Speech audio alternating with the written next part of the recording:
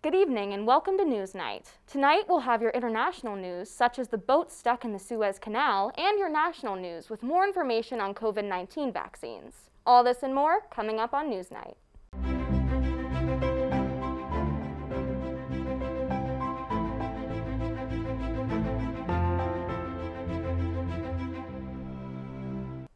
Good evening, I'm Samantha Hindman. In this week's news, as a response to a rare side effect being suspected as linked to the COVID-19 AstraZeneca vaccine, 2 countries have limited its distribution. This side effect, rare and serious blood clots known as vaccine-induced prothrombotic immune thrombocytopenia, has recently begun to pop up in Europe, primarily in women under the age of 55. Due to concerns regarding the safety of the AstraZeneca vaccine, Canada has restricted its use in individuals under the age of 55, as well as Germany restricting its use to those under 60. Dr. Shelley Deeks, Vice Chair of Canada's National Advisory Committee on Immunization, said these updated terms derive from a European study that suggests the risk of blood clots had increased from 1 in a million to 1 in 100,000. Further studies need to be conducted to determine if this side effect is significantly connected to the vaccine, and it is currently unknown if and when more conclusive data will be made available. Last week, one boat was able to bring some global trade to a complete stop. Reporter Nick Konopka has more information about what just happened in the Suez Canal. In our modern era of advanced air and ground travel, it may be hard to believe that 80% of the world's goods are still transported using traditional cargo ships. And ever since 1859, the Suez Canal has been the speedy detour connecting the East and the West. That is until last Tuesday, when a 200,000-ton freight ship, known as the Ever Given, became lodged in the canal, blocking the international trade route for 7 long days. Initially, it was believed that the boat was blown off course by a sandstorm, leading it to be lodged horizontally along the canal. However, the chairman of the Suez Canal Authority said that human error may have been a factor in the incident. Whether it was caused by man or nature, the blockage accounted for a devastating delay in trade that is said to take days, if not weeks, to fully recover from. While some ships made the hard decision of rerouting around the continent of Africa, many vessels waited at the opening of the canal in the hopes that it would soon open. By Monday, over 300 ships were said to have been anchored at the Gulf of Suez, containing around $10 billion worth of cargo. According to the New York Times, one vessel contained livestock, where many animals perished due to a lack of sufficient rations. Starting Tuesday the 23rd, diggers worked around the clock to displace tens of thousands of tons of sand to remove the Ever Given until the following Monday, when the ship was finally freed. The Suez Canal was subsequently reopened at 7 p.m. that night, and as for the Ever Given, it is currently being inspected for damages before returning to the seas. After the break, we'll have your national news and an update on former President Donald Trump. Stay tuned.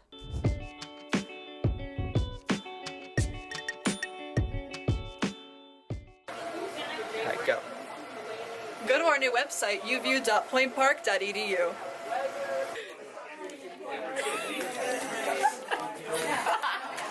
Go, go, go, go, go, go!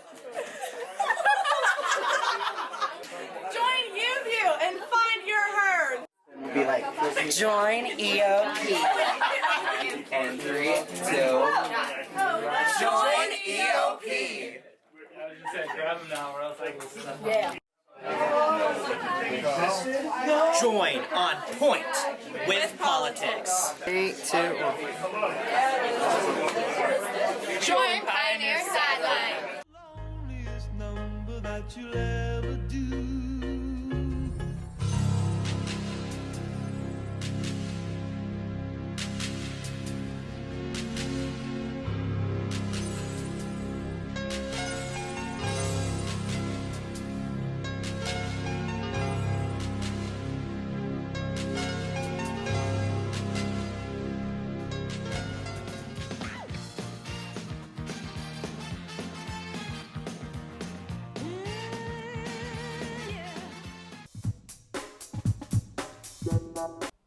In a statement released early Tuesday, the Biden administration disclosed a list of 11 nominations for federal district and appeals court judges, beginning the process of seating open court positions far earlier than anticipated. In the statement, the White House said, quote, "Together they represent the broad diversity of background, experience, and perspective that makes our nation strong," end quote. Biden's first round of nominations clearly sought to make good on his campaign promise to draw from a more diverse pool of candidates than his predecessors. His nominees are quite representative of that, including what would be the first ever Muslim federal judge, the first Asian American woman to serve for the District of Columbia, and the first woman of color to serve as a federal judge in Maryland.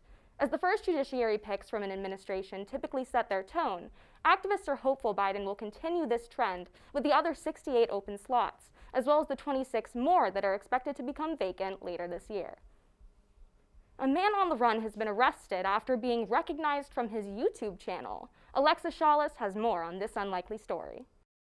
A member of an Italian mafia gang had been arrested in the Dominican Republic after his tattoos were recognized on YouTube.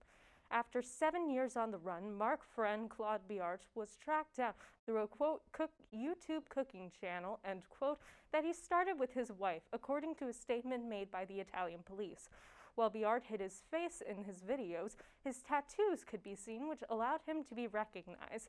Biart had been living in the Dominican Republic for the last 5 years, where the police said that he was, quote, leading a quiet life in the town of Boca Chica, end quote. The fugitive had been on the run since 2014, where he was wanted by police for allegedly trafficking cocaine into the Netherlands on behalf of the Ndrangheta Mafia, one of the most feared and powerful crime syndicates in Europe. Biart is just one of the 355 alleged mobsters and corrupt officials who have been charged after a long investigation into the Ndrangheta group, who are being put on trial in one of the largest mafia trials Italy has seen in decades. More than 900 witnesses are expected to give evidence at the trial, which opened in January and is expected to take years to finish. Former President Donald Trump has been out of the news for a while following President Biden's inauguration. Recently, he's been meeting with some Senate candidates. Carlo Andreassi has more. Donald Trump seems to be visiting his roots of being a reality TV show host as of recent, but this time to play real-world politics. Politico recently reported that 4 Republicans hopeful to fill Rob Portman's Senate seat in Ohio made a trip down to Mar-a-Lago, Florida to meet with the former president. Potential GOP Senate candidate Josh Mandel, Jane Timken, Bernie Moreno, and Mike Gibbons were invited to what was described as, quote, a back room with a, quote, circular table, wherein they all gathered around to fight for Trump's approval and endorsement. If this sounds familiar, that's because prior to Trump's presidency, he was the host of a reality show called The Apprentice, where candidates would gather around him and fight to essentially be Mr. Trump's favorite. According to Jane Timken, the one at the meeting who was most aggressive was Josh Mandel, who reportedly told the other candidates that he would, quote, crush them. In terms of having influence over the Republican Party, it seems that Trump is not going anywhere anytime soon.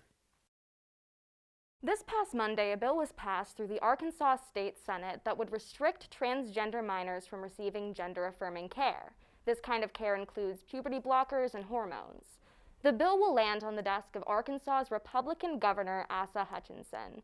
If the governor chooses to sign the bill into law, Arkansas will become the first state to ban transgender minors from receiving proper gender-affirming care. Legislation that imposes restrictions or bans on transgender youth have been proposed in multiple states all over the country. In Arkansas, Mississippi, and Tennessee, laws have been passed that prohibit students from practicing on the sports teams of their gender identity. Many people and groups that support trans rights have spoken about the inevitable harm of these laws. A pediatric doctor in Arkansas, Michelle Hutchinson, testified last Monday that since the bill had passed in the House, multiple young transgender people had come to the emergency room after attempting suicide. Chase Trangino of the American Civil Liberties Union LGBT and HIV Project said that if such bills continue to pass, they will sue. Coming up after the break, we'll have your local news and your weekly Pittsburgh weather forecast. Don't go anywhere.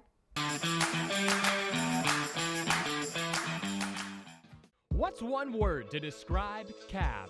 Welcoming. Community. Creative. Experiences. Family. Openness. Pineapple. The Campus Activities Board is a student-run organization that consists of 7 different committees. Each focuses on event planning, marketing, and administrative activities. Join us in organizing the juiciest events on campus, from late-night bingo to festive dances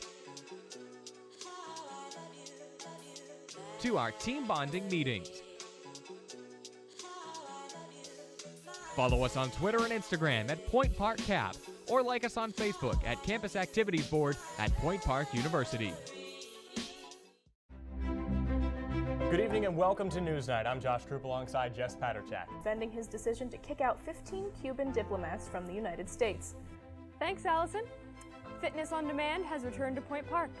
Residents fear that Mount Agung will have a repeat of 1963's eruption. Two-star NFL quarterbacks made the headlines this week after wrapping up. Well, thank you so much for joining us this evening. That's your news tonight. For Nick Tomarello, I'm Alex Grubbs. Have a great night.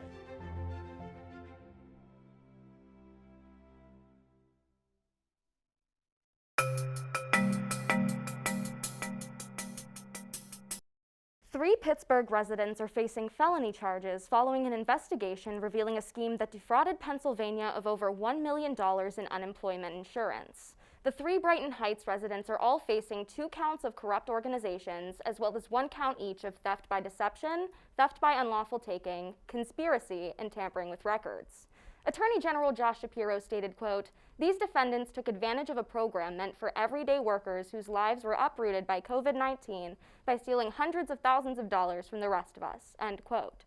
There was a total of 92 suspected applications filed between the conspirators, and investigators revealed that with all of the payouts totaled and combined, the individuals would have made over $2 million. 2 of the suspects were arrested and released Monday, while the third is still in jail after failing to post bail. None of the 3 suspects currently have listed attorneys, and the date of their hearing remains undetermined. This past week has had its ups and downs with the weather. Let's hope that next week temperatures are looking up as we move more into the spring. Alexa Shawless has this week's weather forecast. Alexa? Thanks, Sam. Let's kick it off with today's forecast. Today's high will be a mellow 57 degrees during the day and a cool 43 degrees at night. The sun will be hiding behind some clouds, but will peek out every now and again. Thankfully, we won't be seeing any rain and the day will be mild throughout. Last year, the high for April 3rd was 45 degrees. Thankfully, we'll get a little warmer this year. Let's head into the week.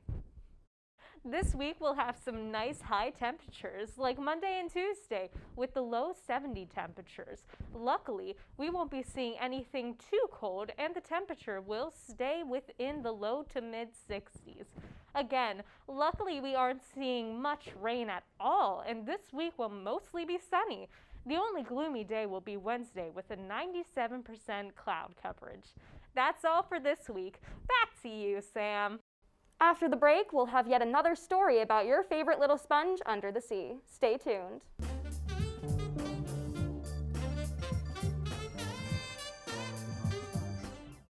The United Student Government at Point Park University, working since the 1970s to solve the issues that matter to you. What concerns do you have about the university? Student life, safety, food service? Send us an email to studentconcerns@pointpark.edu or stop by our office on the 7th floor of the Student Center. You can also attend our weekly open meetings on Mondays at 3:15. Follow us on social media at USG_PPU for more. The United Student Government, by the students, for the students. The Point Park Sports Network, bringing you live coverage of Pioneer Athletics on Stretch Internet, the home of the River States Conference and the NAIA. Subscribe today for complete access to the Point Park volleyball, baseball, basketball, and soccer teams. Watch live and on-demand broadcasts and don't miss a minute of Point Park Athletics. Head to pointparksports.com/live for broadcast listings. The Point Park Sports Network, your streaming home for Point Park Athletics. 3, 2, 1. Please visit our website. Please. It's a nice website. Please visit our website. Please. If you have ever watched television, whether accidentally or on purpose, YouView is for you. A few episodes of SpongeBob SquarePants are being pulled from various streaming services. Carlo Andreassi has more information about these episodes. Recently, 2 episodes of SpongeBob SquarePants have been removed from various streaming services by Nickelodeon. The first one being an episode titled Quarantined Crab, in which characters are stuck with the, quote, clam flu and forced to quarantine and fend for themselves in the Krusty Krab. Ironically, this episode was written prior to the pandemic and was scheduled to air in 2020. For obvious reasons, it didn't. It was, however, up on streaming services, but due to the increase of anti-Asian violence amidst the pandemic, Nickelodeon has deemed this episode too insensitive for the time being. Another episode that was removed threw fans for a loop, being that it's the cult classic episode Midlife Crustacean. This is about 2 decades old as an episode and has already been taken off air in 2018 for the panty raid scene, in which SpongeBob, Patrick, and Mr. Krabs break into Mr. Krabs' mother's house and steal her underwear. A Nickelodeon spokesperson told CNN Business that, quote, "We determined that some story elements were not kid-appropriate." Understandable. That's all we have for this week. Thank you for tuning in. I'm Samantha Hindman, and from everyone here at NewsNight, have a great night.